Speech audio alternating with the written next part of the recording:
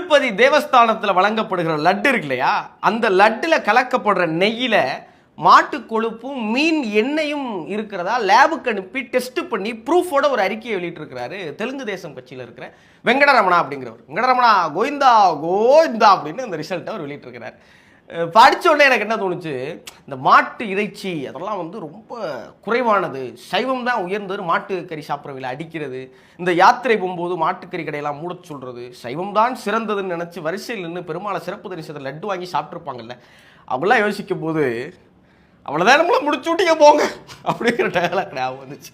நான் என்ன நினைக்கிறேன், பெரும்பாலே நமக்கெல்லாம் இங்கே எதுவுமே உயர்ந்தது தாழ்ந்ததுலாம் கிடையாதா, நீ வந்து சாப்பாடு இந்த சாப்பாடு சிறந்தது இந்த சாப்பாடு குறைந்தது, சைவம்னா அப்படி அசைவம்னா இப்படிலாம் கிடையாது, எல்லாம் சமந்தாண்டா, அவனுடைய சாப்பாடு அவனுக்கு உயர்ந்தது, அதனால் யாரும் அடுத்த விதத்தை எட்டி பார்த்து எந்த கமெண்ட்டும் பண்ணாதீங்கடா அப்படின்னு சொல்கிறதா நான் நம்புகிறேன்.